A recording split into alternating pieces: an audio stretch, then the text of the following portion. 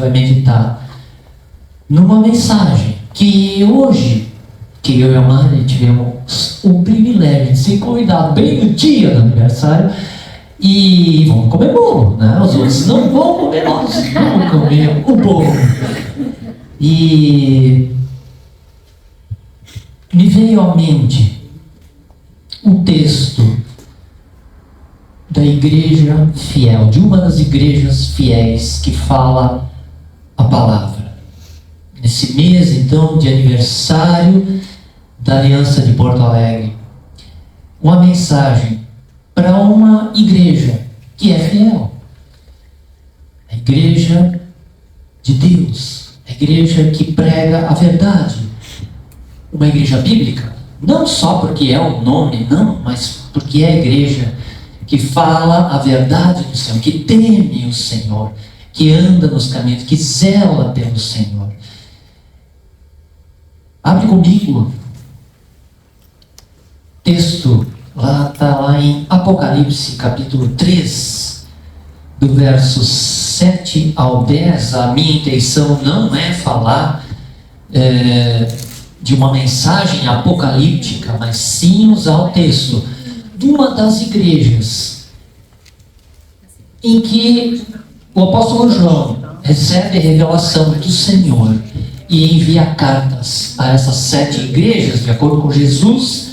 Na visão de Paulo, ele vê Jesus e vê estrelas na mão de Jesus, e entre Jesus ele vê candelabros. E os candelabros, diz a palavra, que são as igrejas, as 7 igrejas da Ásia, daquela época. Em cima disso a gente vai meditar. E acompanha comigo então, capítulo 13 de Apocalipse, verso 7 em diante. Diz assim: ao anjo da igreja em Filadélfia escreva: essas são as palavras daquele que é santo e verdadeiro, que tem a chave de Davi. O que ele abre, ninguém pode fechar, e o que ele fecha, ninguém pode abrir. Conheço as suas obras, eis que coloquei diante de você uma porta aberta, que ninguém pode fechar. Sei que você tem pouca força, mas guardou a minha palavra e não negou o meu nome. Veja o que farei com aqueles que são sinagoga de Satanás e que se dizem judeus e não são, mas são mentirosos. Farei que se prostrem aos seus pés e reconheçam que eu os amei. Visto que você guardou a minha palavra de exortação, a perseverança, eu também o guardarei na hora da provação, que está para vir sobre todo o mundo, para pôr à prova os que habitam na terra. Venho em breve, retenha o que você tem, para que ninguém tome a sua coroa. Farei do vencedor uma coluna no santuário do meu Deus, e dali ele jamais sairá. Escreverei nele o nome do meu Deus e o nome da cidade do meu Deus, a nova Jerusalém, que desce dos céus da parte de Deus. E também escreverei nele o nome, o meu novo nome. Aquele que tem ouvidos, ouça o que o Espírito diz às igrejas. Deixa eu orar antes de iniciar. Pai, agora é o tempo da tua palavra, tua mensagem. Eu sou o homem falho, mas essa é a tua palavra, a tua mensagem. Me usa, porque sou instrumento nas tuas mãos, Senhor, e me usa para levar essa mensagem, não só ao meu coração, como tu já trouxe, mas ao coração da igreja. Fala, Senhor, com nós, teu povo, teu rebanho, Senhor. No teu nome, amém. Amém. Igreja fiel. No casamento, fidelidade é uma das promessas, certo? Prometo ser fiel na saúde, na doença, enfim. Mesmo que a Mari às vezes queira me matar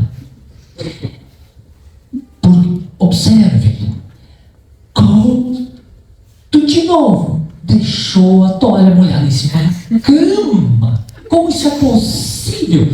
Olha, notem a expressão física. Isso aqui é um prenúncio de um assassinato. É uma vontade repentina que dá nela às vezes, mas até hoje só ficou na vontade. Não se concluiu, senão estaria aqui falando para vocês. A fidelidade, ela não é uma vontade que dá e passa. Ela não é um sentimento. Eu não acordo e digo hoje eu vou ser fiel. Hoje eu estou com vontade de ser fiel. Não. Fidelidade no dicionário significa constância, lealdade, confiável. Confiável, por isso que a palavra é a verdade. Eu posso confiar na palavra do meu Deus. Auxiliadora idônea. Idônea é fiel. É uma pessoa fiel. E o nosso texto começa falando lá em verso 7 que estas são as palavras daquele que é santo e verdadeiro. Exatamente o oposto do verso 9, que diz que aqueles judeus que se dizem judeus e não são, eles são o que? Sinagoga de Satanás, e são mentirosos. O nosso Deus, ele é santo e verdadeiro. Nele não há falsidade. E por isso, essa palavra tem toda a nossa confiança. Sim, quando chega uma notícia na internet, na TV, no noticiário, a gente olha e a primeira coisa que vem à mente é: será que é isso mesmo?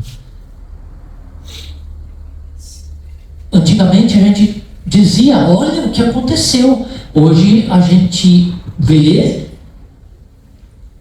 e pergunta e se questiona: é mesmo isso que estão dizendo? Tem uma cara de verdade? Eu estou quase achando que é verdade, porque a gente conhece o contexto do Brasil, mas será mesmo? Por que eu duvidei? Por que eu questiono? Porque não é a palavra de Deus. São notícias, é a mídia. Ela veio de homens. E o homem, ele é duvidoso, ele é corrupto. Nosso coração é extremamente bom. E essa palavra, que agora está sendo de novo pregada, nela nós podemos confiar, mesmo que vem por meio de um homem fraco, limitado, que tem o coração quebrado, inconstante, mas a mensagem, ela é poderosa, a mensagem é fiel, ela é perfeita, porque ela é de Deus. E esse é o poder de Deus. Ele confiou a mensagem que veio do céu, a palavra é dele, ele confiou nas mãos de homens imperfeitos, limitados. Olha o grande amor que é o nosso Deus.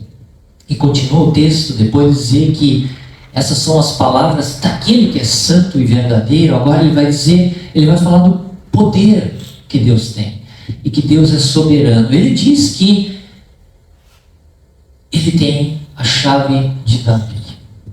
Deus, Jesus, tem a chave de Davi. Ele é o proprietário. Ele é quem tem a autoridade. No capítulo 1 de Apocalipse, verso 18, ele diz que ele tem as chaves da morte e do Hades. O Hades é inferno. Ele é o proprietário. Não há ninguém que... A gente pensa, às vezes, isso corre na cabeça das pessoas, que o inferno, ou quem tem as chaves do inferno é o maligno, né? E o maligno é proprietário do inferno. O maligno não é proprietário de coisa nenhuma, nem ele pertence a ele mesmo. Ele é um anjo caído e ele vai ser destruído num momento. Deus é quem tem a chave de todo lugar. Tudo pertence ao Senhor, mesmo o inferno. É um lugar dos que escolhem, dos que optam, dos que decidem entrar pela porta larga. E ele diz que em Mateus 28, Jesus diz que me foi dada toda a autoridade no céu e na terra. Ele diz no texto, no nosso texto, que aquilo que ele abre, ninguém pode fechar. E o que ele fecha, ninguém pode abrir. Poder, soberania e autoridade. Queria chamar a atenção nesse versículo de que aquilo que Deus abre, ninguém pode fechar. Aquilo que ele fecha, ninguém pode abrir. Uma palavra para nós. Quem é fiel a Deus, entra pela porta que Deus abre e não tenta entrar pela porta que Deus fechou. Fiel ao Senhor, que é soberano e verdadeiro, nele nós podemos confiar o nosso coração totalmente, por isso a gente deve ser obediente aos caminhos que ele coloca diante de nós. Esse nosso pastor, que é santo e verdadeiro, que é poderoso, esse pastor, ele conhece o seu rebanho, ele nos conhece. E ele diz lá no verso 8: conheço as suas obras. Cristo, ele não é apenas o cabeça da igreja, o grande pastor da igreja. Ele anda no meio da igreja. Como eu citei antes, na revelação de Jesus Cristo para o apóstolo João, João viu alguém semelhante ao Filho do Homem, que ele, nas mãos dele tinha 7 estrelas e ele estava entre os 7 candelabros, que são as 7 igrejas que estão aqui representadas. Jesus anda no meio da igreja, ele está entre nós. Por isso que ele conhece o seu povo. Ele não está lá num gabinete, ele não tem uma mesa, ele não tem escritório, ele não tem frigobar, ele não tem folga, ele não tem férias. Ele tem cheiro de ovelha, porque ele está no meio de nós.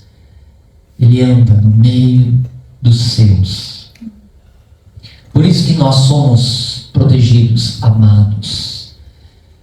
Nós somos a igreja do Senhor Jesus, a noiva, a menina dos seus olhos, expressões que a palavra fala da igreja.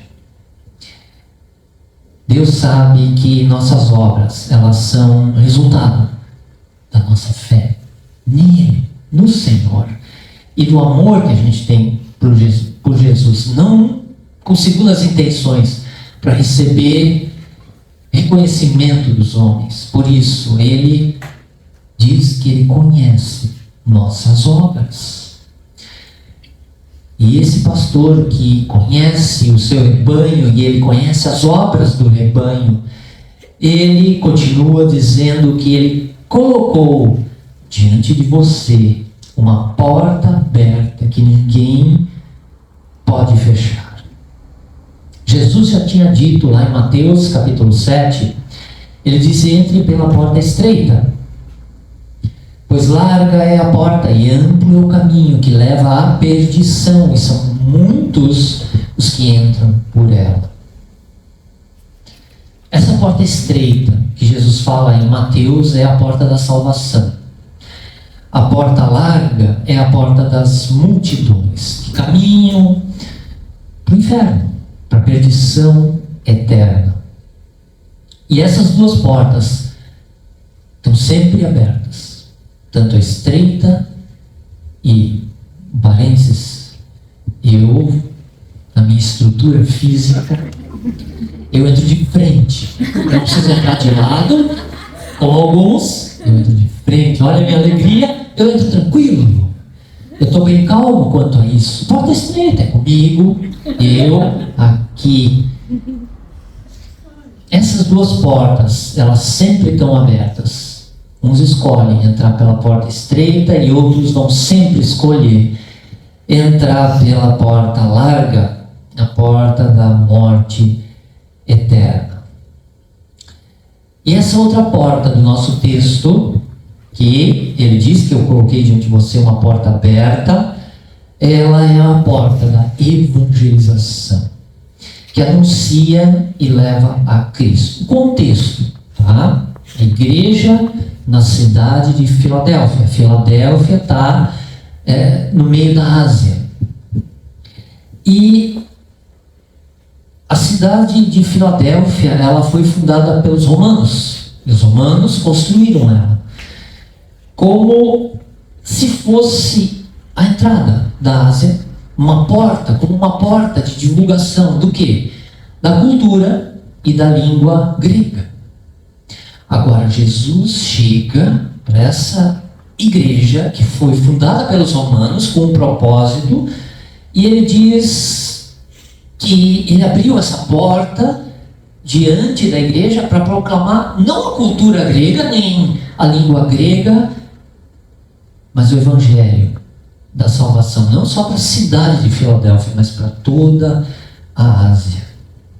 1 Coríntios 16, verso 9, Paulo fala que se abriu para mim uma porta ampla e promissora. Outra porta que Deus abriu para o evangelho, para a pregação. E quando Jesus diz que essa porta ninguém pode fechar, significa caminho livre para a pregação. Bom, talvez vai haver perseguição, mas pode ir. Eu abri a porta.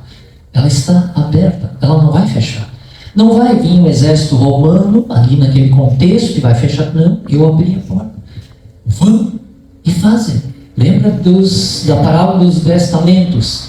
Ele deu, para um ele deu 1 talento, para outro ele deu 2 talentos, para outro ele deu 5 talentos. Os que deu 2 e os que deu 5, eles multiplicaram os talentos. Para aquele que deu 1 talento, ele enterrou. A porta se abriu para fazer obra. Deus deu o talento. Aqui Deus abre a porta. Quando Deus abre a porta, não é para ficar olhando. Quando Deus coloca uma pessoa diante de nós, é para falar, para testemunhar do evangelho. Só Deus sabe quem são os eleitos espalhados por esse mundo.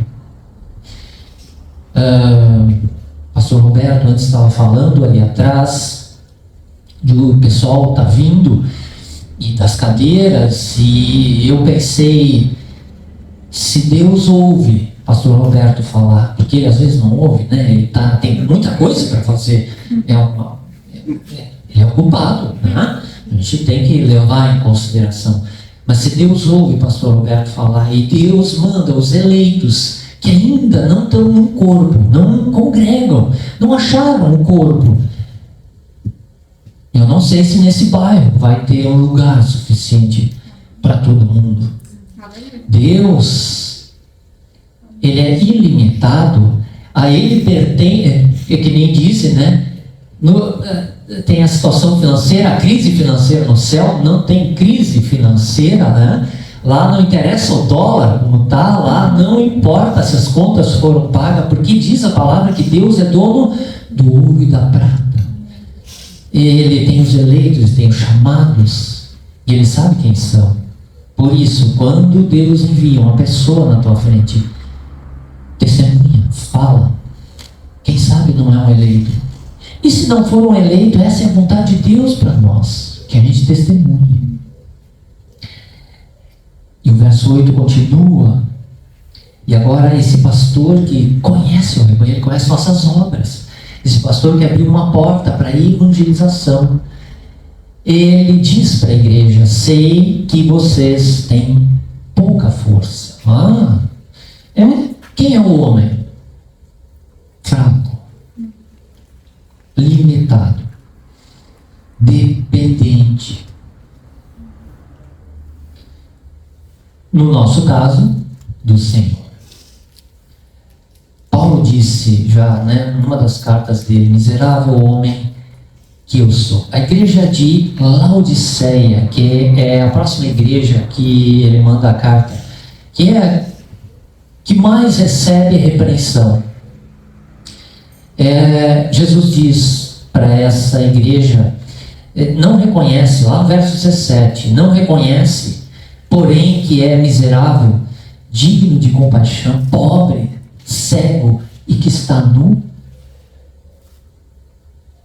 O servo humilde, ele sabe a condição que ele está diante de Deus. Ele é servo Ele não tem que se aparecer para homens, ele tem que obedecer o seu Senhor. E ele tem que agradar não o coração de homens, ele tem que agradar o coração do seu Deus.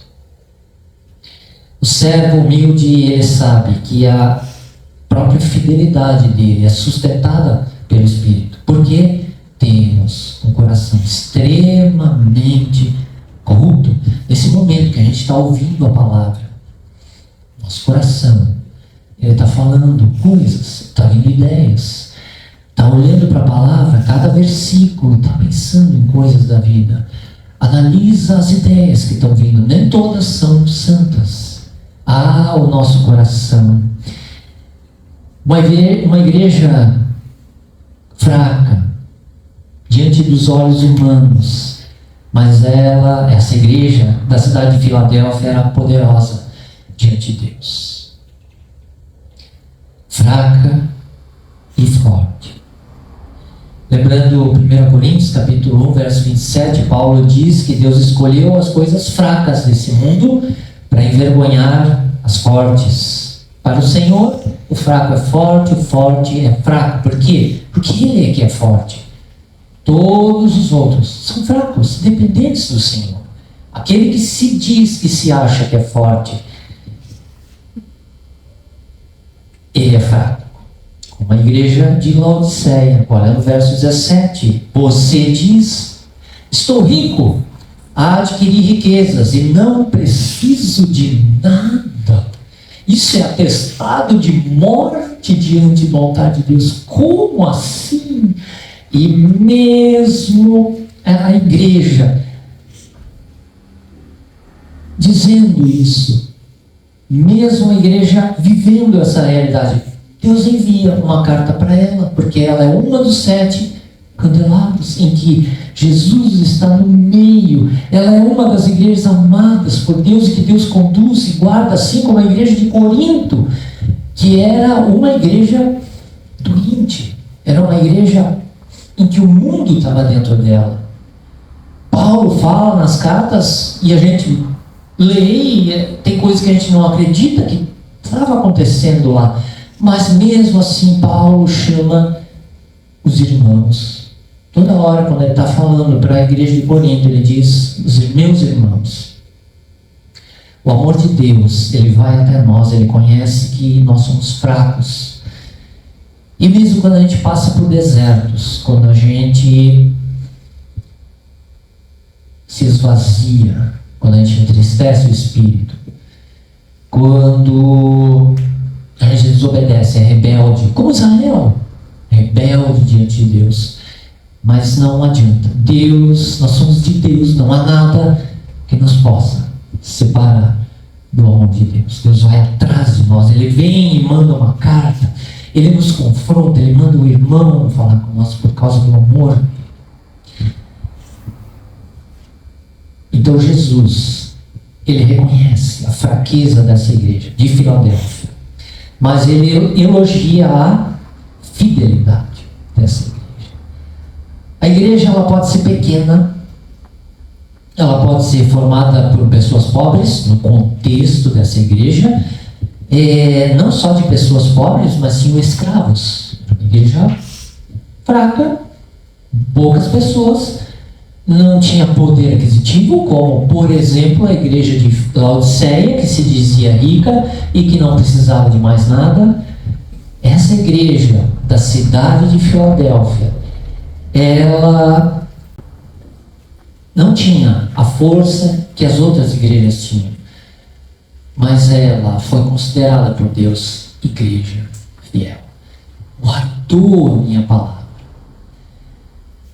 No verso 8, Deus diz que Ele colocou diante de você uma porta aberta que ninguém pode fechar. Sim, eu não vou confiar algo, eu não vou abrir uma porta preciosa, porque para Deus a porta é preciosa. Ele não vai confiar algo precioso na mão de quem já tem tudo, já se considera tudo. É o grande coisa. Não, Ele vai confiar para quem é fiel. E Ele confiou essa porta para a igreja de Filadélfia. Esse Deus, que é poderoso, é santo, é verdadeiro, ele conhece a sua igreja, o corpo. Ele sabe que essa igreja, que nós somos fracos, o ser humano é fraco, seus filhos são fracos, independentes. Lembra daquele versículo, bem-aventurados os pobres de espírito? Eles herdarão os céus. Os pobres em espírito, o pobre que depende do Senhor para todas as coisas. Ele continua dizendo no verso 8, mas você é fraca, eu sei da sua fraqueza, mas você guardou a minha palavra e não negou o meu nome. Guardou, não negou, foi fiel. Igreja amada do Senhor.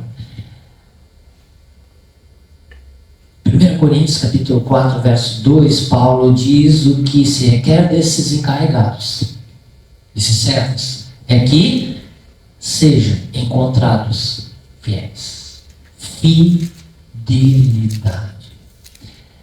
Esse Deus fiel que reconhece que a igreja é fraca, mas guardou a minha palavra e não negou o meu nome,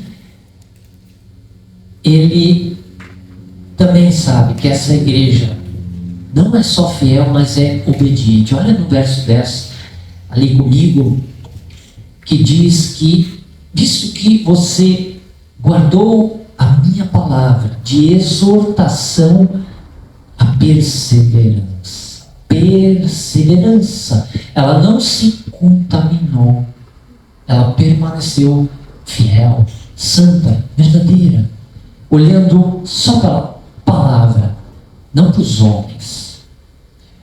A igreja de Filadélfia não cedeu às pressões da mídia, da cultura grega, porque a cidade foi fundada para isso, mas eles não cederam. E eu cedo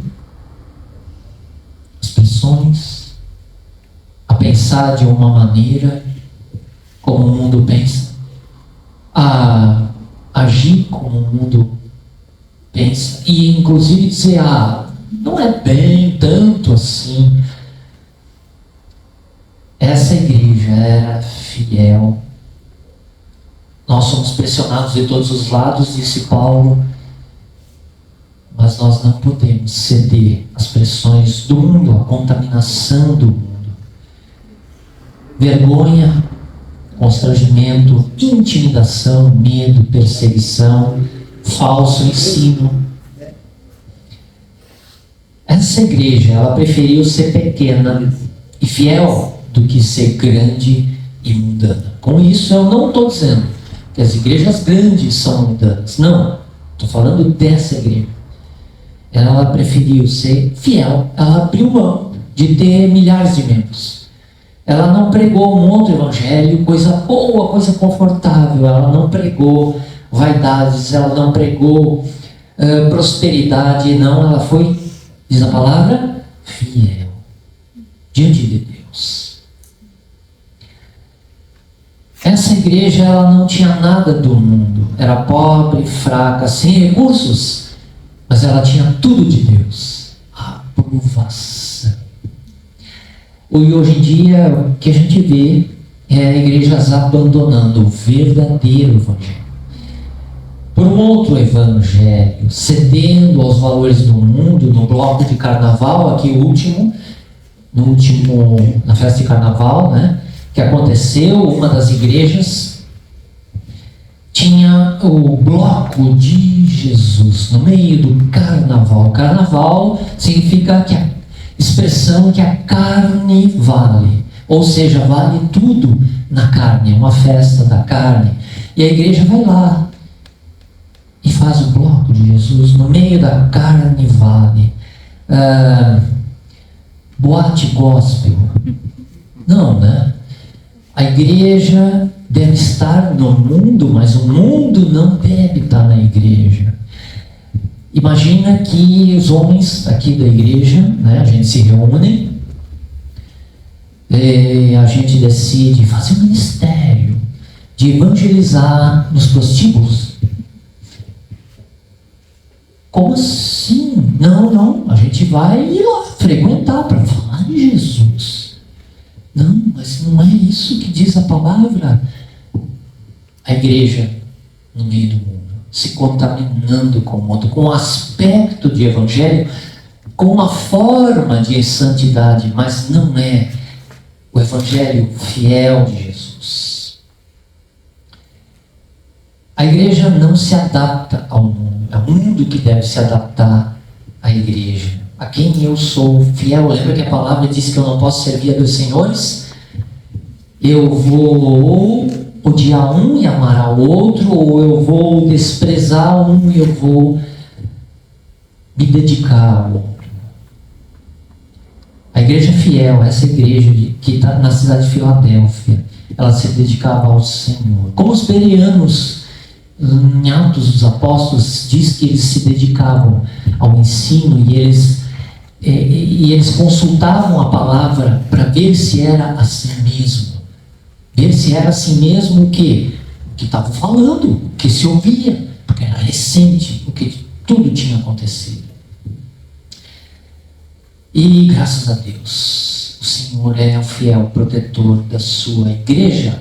Ele não só é testemunha fiel e verdadeira, como diz o versículo 14, ele também é o protetor. Olha no verso 10, ele diz que, visto que você guardou a minha palavra de exortação, a perseverança, eu também o guardarei. O Senhor nos guarda. Mateus 16, verso 18, Jesus diz que sobre essa pedra edificarei a minha igreja, e a porta do Hades, e as portas do Hades não poderão vencê-la. Proteção. Lembra de Hebreus, quando eles estavam diante do mar e atrás deles o exército egípcio? O que aconteceu? Deus levantou uma coluna de fogo, uma parede de fogo. Deus protegeu o seu povo. Em João capítulo 10, verso 28, ele diz que ninguém poderá arrancar as ovelhas das minhas mãos. Romanos 8, verso 39, Paulo diz que nada será capaz de nos separar do amor de Deus que está em Cristo Jesus, nosso Senhor. Olha o verso 12 do nosso texto, e ele diz que farei do vencedor uma coluna no santuário do meu Deus, e dali ele jamais sairá. O vencedor jamais será. O poder do nosso Deus. Deus nos guarda e ele nos chama a permanecer fiéis. Olha o verso 11 que diz: venho em breve, retenha o que você tem, para que ninguém tome sua coroa. Retenha, é um chamado de Deus, Jesus, para a gente permanecer fiel. Jesus tinha dito: permaneçam em mim e eu permanecerei em vocês. Mateus capítulo 28, verso 20, Jesus diz que é para nós fazer discípulos, ensinando-os a obedecer a tudo o que lhes ordenei. Retenha a palavra de Deus, seja fiel. Fazendo um estudo para os próximos capítulos, em que já é revelação do fim dos tempos, 3 versículos surgem que Deus chama a fidelidade da igreja. No capítulo 12, verso 17, ele diz: os que obedecem aos mandamentos de Deus e se mantêm fiéis ao testemunho de Jesus. No capítulo 13, verso 10, ele diz: aqui estão a perseverança e a fidelidade dos santos. Capítulo 14, verso 12, ele diz: aqui está a perseverança dos santos que obedecem aos mandamentos de Deus e permanecem fiéis diante de Jesus. Essa igreja em que Deus protege, ele conhece as obras, ele sabe que ela é fraca. Esse Deus santo, ele olha para a igreja e ele sabe que essa igreja fraca, ela é forte.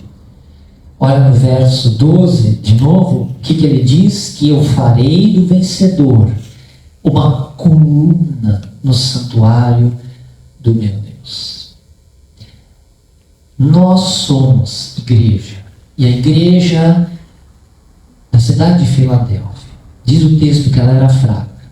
Fraca diante dos homens. Poderosa diante de Deus. Fiel diante de Deus. Essa igreja, Deus diz que ela vai ser coluna. A coluna simboliza a força de uma estrutura, de uma construção, de uma edificação. A igreja fraca vai ser forte. Ao vencedor. Ao vencedor, continua o verso 12, ele diz que escreverei nele o nome do meu Deus. A igreja que se identifica com o Senhor aqui na terra, Deus vai se identificar com ela no céu. É o que diz. Vou escrever nele, no vencedor, o nome do meu Deus. E eu queria concluir essa mensagem lembrando o final do verso 9, que diz: reconheçam que eu amei vocês. As igrejas daquela época, a gente sabe que eles eram perseguidos e odiados pelo mundo. Lembro das multidões que chegavam até Jesus com segundas intenções, querendo se dar bem. Eles queriam cura física, eles tinham algum problema. E lá tem um cara que resolve. Eles não queriam o Senhor, eles não queriam Jesus, o seu ensino, eles queriam se dar bem. E Deus não confiava neles. Deus sabe quem são as multidões e sabe qual é o coração do ser humano. Tanto que a última voz de uma multidão que Jesus ouviu, eles gritaram o quê? Crucifica. Diz o Salmo 86, verso 11: ensina-me o teu caminho, Senhor, para que eu ande na tua verdade. Dá-me um coração inteiramente fiel, para que eu tema o teu nome. Deus usa pessoas que têm comunhão com Ele, que têm um relacionamento e são dependentes de Deus. Deus usa pessoas que se sentem desqualificadas, humildes, quebradas. Deus, sou fraco, não consigo, mas vou lá, porque o poder não é meu, o poder é do Senhor. É fiel e obediente. Deus usa pessoas que elas são fiéis mesmo sem ver os resultados. Elas têm visão, têm firmeza, resiliência, elas são constantes, elas são pacientes.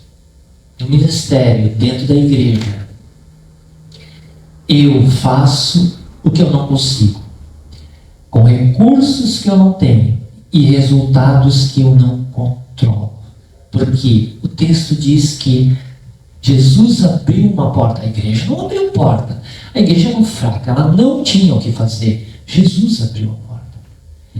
E ele diz: a porta que eu abro, ninguém fecha. E aquela que eu fecho, ninguém abre. A porta estava aberta para a igreja segue e é fiel e faz aquilo que Deus mandou fazer. Fidelidade é um critério no Novo Testamento. Sucesso não.